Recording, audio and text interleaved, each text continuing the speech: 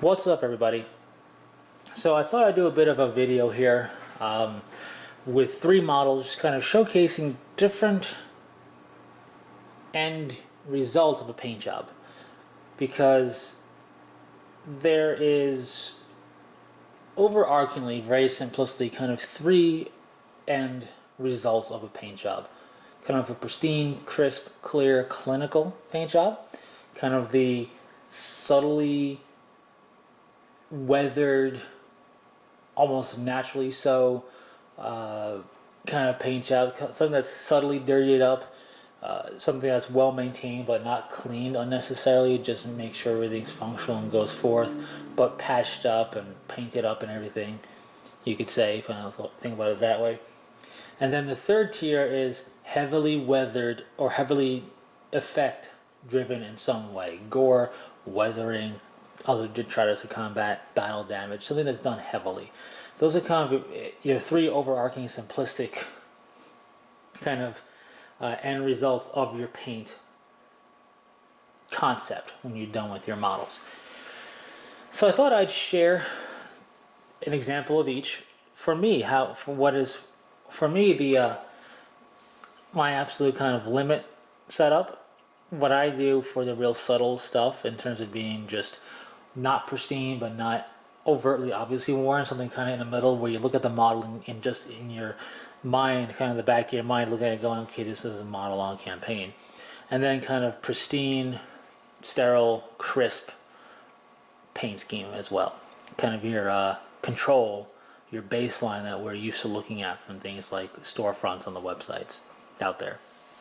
So before getting into all of that, what do you think about the white mat? Typically the table is kind of glary. It's the dining table being a wooden table. And it's sealed and everything, yada yada yada. Light reflects off of it, glare. I put down this white cloth that I have. It's pretty thin, it works out pretty well. And I think it's doing a good job as kind of the backdrop for the models to be on, to just cut back on the potential harshness of glare. So let me know what you think in the comment sections below. And with that, let's get started. So, in looking at these three models, a couple of things of note. None of these models were painted any more than, or any less than, I should say, 5 years ago.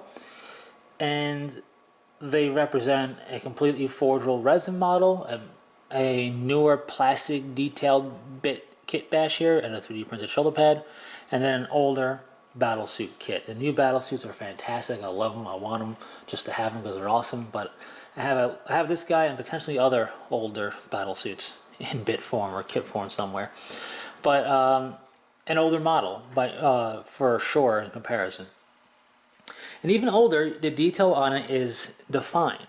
And the terminology that's used to talk paint schemes is similar terminology used to discuss kits. So, firstly, if a kit is not as crisp or as the detail isn't as sharp as something else, then it's not a kit of as high a quality necessarily. And you don't need to have it loaded with detail to be a higher quality kit. You can have a kit loaded with detail, but the detail is a little fuzzy. It's not quite sharp, crisp, or anything like that. And you can have a model or a kit with sparse ornateness to it, but the detail that's there is very well defined. So that's the kit in itself in question, which is not part of the discussion here. The paint job is what I'm talking about here, and forgetting about my average painting skill, we're looking at the effect that's meant to be gone off of there. So with that said, we're classically used to looking at very pristine models. Check out GW's website, check out Infinity's. You check out the websites of the big miniature gaming stuff. The models are showcased, painted up to a high standard, of course. That was a weird way to say of course, but a high standard, of course, and then they're pretty pristine.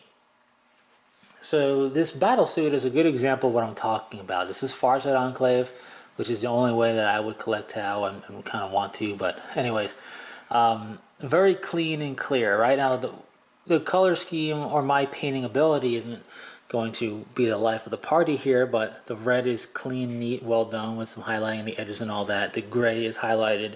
Everything is very much in their lines, and the panel line nature of the detail here really helps with that. You stay within those lines, and then the end result is with those panel lines there really picked out like they are, like on the leg armor and stuff. You get a sense that everything's in the lines, thus making it feel that much more orderly and neat. And that is the driving force behind this. This is this kind of effect is very good to kind of showcase the actual color scheme of the Force, and to a degree showcase your prowess with that color, you could say. New and old painters alike, you know, brand new and veteran painters out there, will be painting like this for stuff for sure.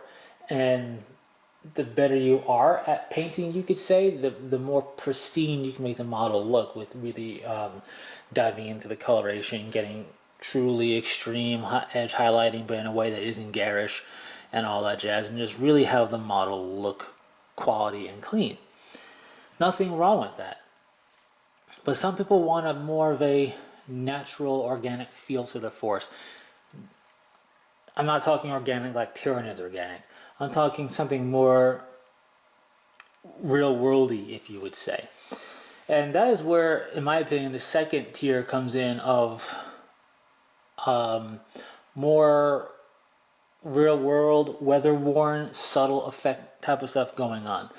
This is where a lot of stuff like Tyranids, like Nurgle forces, like Ramshackle Oryx tend to hang out kind of in this station by proxy, because they're not meant to be pristine necessarily. One, they're bugs, you know, alien space bug stuff, and due to their organic nature and any kind of effect you try to do there, kind of lends to just a less of a cleanly, sterile feel, as opposed to hard armor like a Tau battlesuit.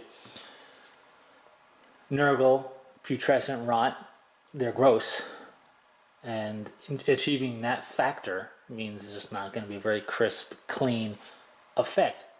It can still be very detailed and picking out all the detail that's on the model already, but it's just not going to be that neat, pristine like this guy.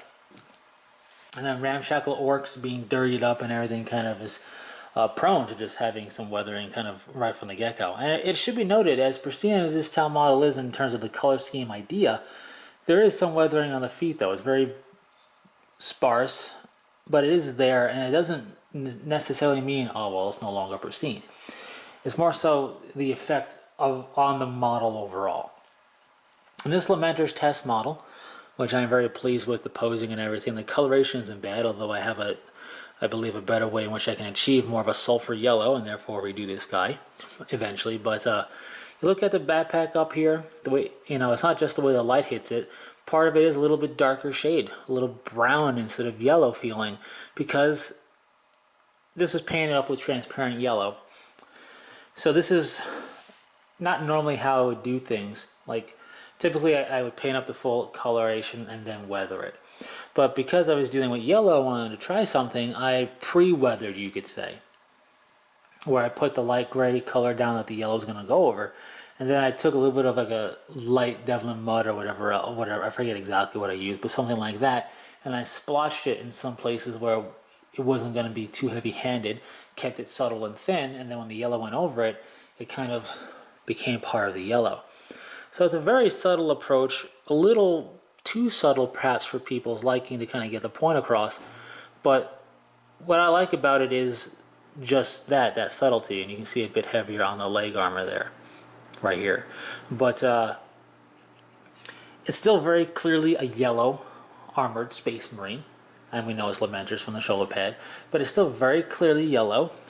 It doesn't look heavily weather worn or battle damaged or anything like that, but it doesn't look pristine just to the eye, even at kind of this level, looking through the lens of the camera, if you will, the view screen of the camera.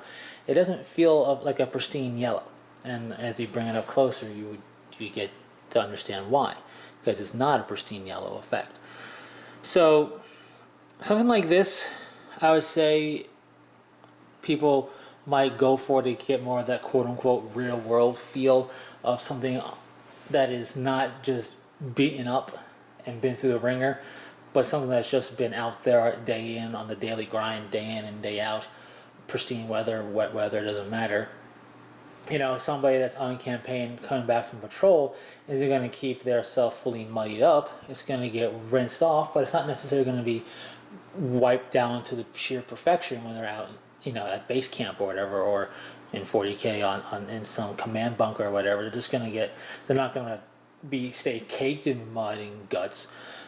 But do that for a period of a month or so, and you're just going to have the yellow. It's just not going to be as pure and pristine as they were at the start of the campaign. That's kind of the idea, I feel, at the second tier. Just the way I kind of look at it, and to give you my criteria, if you will. Now, third tier. Oh, and by the way, it's worth noting this guy doesn't have any real weathering to time with the base like this guy, like the battlesuit was done, and you don't need that necessarily. It doesn't hurt. You just don't need it. It all depends on what you're going for. That could be the way in which you get it to feel caked on and put into the recesses by literally doing that yourself. But the other way, the wash method also works out. So this Carcharodon here, the Red Wake himself, is kind of my limits of what I would do for heavy-handed weathering or some other type of detail effect, in this case, gore. And if you've never tried something like this, two things. A, it's going to feel weird because the way you go about doing this, the way I went about doing this, because I don't really know where the gore is going to end up until I try to tell a story with it. I'll come back to that later. I paint the model up kind of to the level, like at the Tau battlesuit type of pristineness of it. So it's more or less painted up to be a pristine model in terms of cleanliness. And then it feels weird because then I go and I take this, in this case Tamiya Clear Red for the gore, and I basically ruin the model in some people's eyes and give it the effect. Now, this is kind of the limit of, I wouldn't go much heavier than this on a single model basis. And it may not be that heavy. Some people might find this to be not quite heavy enough for a real heavy gore effect. And sure, on a more realistic quote-unquote thing for a Terminator-clad super soldier of the future in space, but it's a very real possibility this guy could just kill so much stuff up close in a gory manner that he's mostly covered in slick gore. It's entirely plausible. That just looks, in my opinion, very silly on a model. So some people like a real heavy-handed gore, and if that's what you like, that's what you like. For me, this is it. Anything more feels a little silly in my eye. But so with that, it's going to feel a little bit weird doing it your first couple of times, and less is always going to be more, in my opinion. Start off with a little less than maybe you feel is necessary. Then take a step back and look at it. You can add. It becomes a real pain to try and take this off. You basically got to strip that area down and repaint it. So start off small, and err on the side of less. So if you put a bit down, you look at it and you go, it looks pretty good. I don't know. I could add some more, but at the same time it seems okay. Just leave it, and chances are it'll be better off that way. If you can, try and tie them with your basic to build more of a narrative, and try to tell a story with it. Don't just plaster them with gore and move on. I mean, that can work, but try and tell a story, right? Maybe have part of one hand gored up and part of the elbow and the forearm of the other arm has some gore, or in a haphazard enough manner, but put it in some places, like up here on his shoulder pad or up here on his armor, kind of how that happened situation, right? Not out of the realm of possibility, but makes you look at it and go, huh, he must have really killed some folk. So, yeah, start off as a very pristine model. It always feels weird when you do that and then gore it up. But this is kind of my absolute limit. Now you can replace gore with soot and heavy weathering effect and even battle damage and stuff like that. For me, whether it's gore or anything else like that, less is always going to be more, as I mentioned already, because we want to know what we're looking at, right? When you're building a collection of a force, you want to know what you're looking at. And when you go in on like this, if it's an HQ, well, you could theoretically just do the HQ that way and everybody else more or less pristine or at that second tier level, but it's always going to look a bit weird. So either you're going to take the dive for your full force or at least for a squad or two. And the heavier you do it, the more awkward it could look next to the rest of your force if you don't pursue it. And the more kind of over the top it can feel when you take some models like the two other Carcharodons that I have right here, and when you start putting gored up or weathered up, battle damaged up stuff together, and you start building an army out of it, the effect can kind of feel a bit over the top because you have so much of it, because you have all your models under that same regard. But with this, even with these guys, you know, the gore is less is more, and trying to tell a story for how it got there and what's going on. So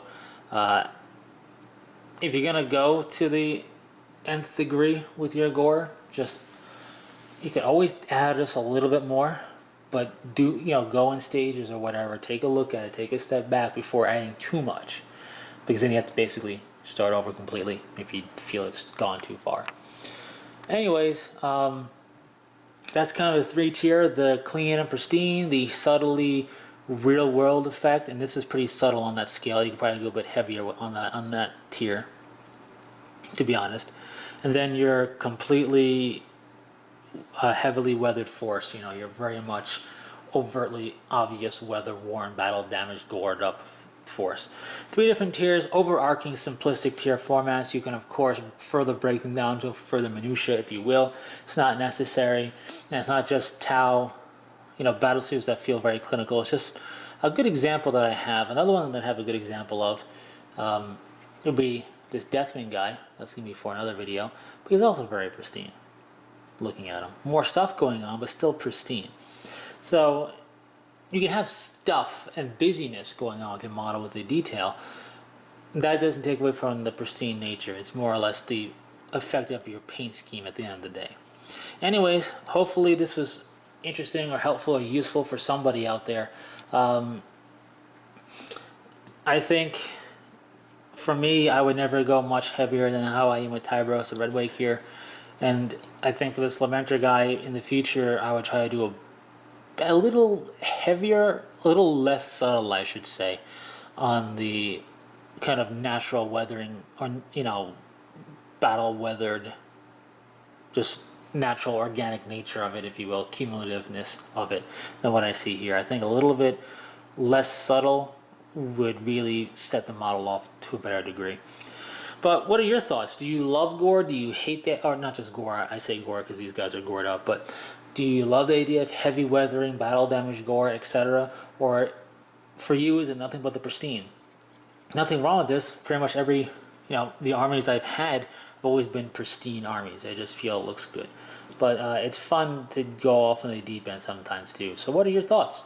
Not so much on my average painting skill, but on the idea. Do you, and it's not my idea, I just want to put, you know, make that clear. Obviously I didn't invent any of this, but I thought I'd just break it down to kind of 3 large manageable tiers of pristine, naturally organically weathered, and just heavy-handedness.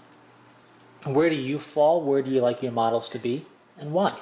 Anyways, thanks very much for sticking through it, and until next time, take it easy.